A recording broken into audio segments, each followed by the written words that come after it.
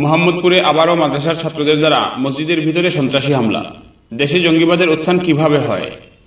News আপডেটসের পক্ষ থেকে আপনাদের সবাইকে স্বাগত জানাচ্ছি। এরই সাথে সাথে আরেকটি গুরুত্বপূর্ণ বিষয় আপনাদের সাথে শেয়ার করতে চাচ্ছি।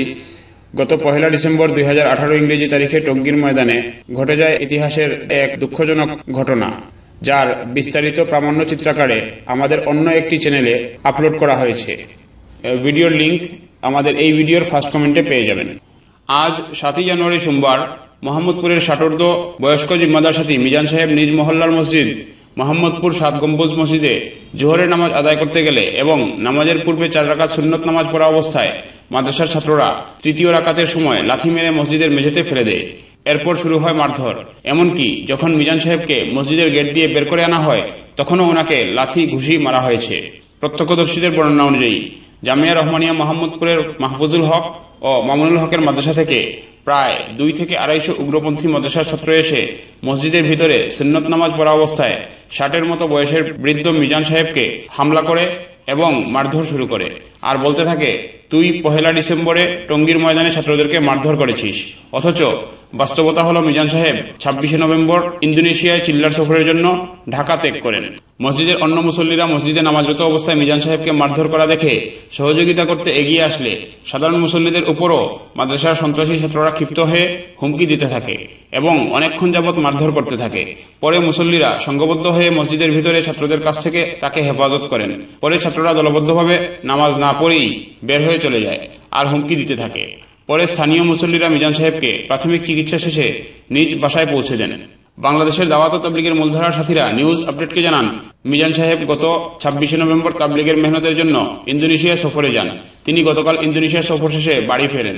বাড়িতে ফেরার পরে লোকজনের কাছে শুনতে পান যে মাদ্রাসার ছাত্ররা তাকে হামলা করতে পারে, তাই তার ছেলে গতকাল মোহাম্মদপুর থানায় একটা জিডিও করেন।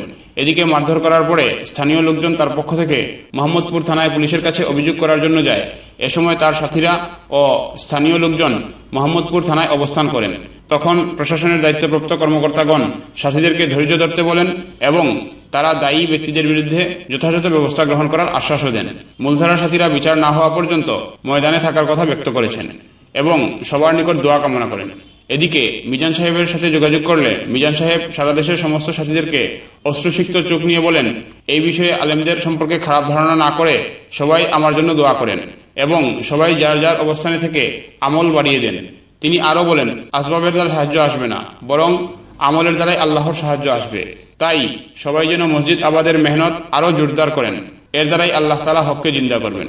এদিকে প্রত্যক্ষদর্শী সাধারণ মুসল্লিরা গভীর আশঙ্কা প্রকাশ করে নিউজ আপডেটকে জানান, ইদানিং দেশের অধিকাংশ কওমি মাদ্রাসার ছাত্ররা প্রায়শই সশস্ত্র অবস্থায় নিরস্ত্র তাবলীগের বয়স্ক সাথীদের উপরে হামলা চালাচ্ছে। বিধায় দেশে বড় কোনো নাশকতা এড়াতে কওমি মাদ্রাসাগুলোর ভিতরগত কার্যক্রম ও অর্থায়নের দিকটি উচ্চ পর্যায়ের তদন্ত কমিটি গঠনপূর্বক খতিয়ে দেখা সরকারের জন্য জরুরি হয়ে পড়েছে। অন্যথায় পূর্বেও দেশে এইরকম উগ্রবাদী মৌলগোষ্ঠীর মাধ্যমেই জঙ্গি সংগঠনের উত্থান ঘটেছিল এবং আগামীতেও তা আবার পুনরাবৃত্তি ঘটতে পারে। তথ্য সংগ্রহে বিডি গ্রুপ নিজামুদ্দিন এবং নিউজ আপডেটস। প্রিয় দর্শক, এরকমই গুরুত্বপূর্ণ নিউজ আপডেট সমূহ সবার আগে পেতে আমাদের চ্যানেলটিকে সাবস্ক্রাইব করে দিয়ে সাবস্ক্রিপশন বাটনের পাশের বেল আইকনটি ক্লিক করে দিয়ে আমাদের সাথেই থাকুন। পাশাপাশি এই গুরুত্বপূর্ণ নিউজ সমূহ শেয়ার করে দিয়েও আমাদের সাথেই থাকুন। দেখা হচ্ছে এরকমই আরো গুরুত্বপূর্ণ কোনো নিউজ আপডেটসে। সেই পর্যন্ত বিদায় নিচ্ছি।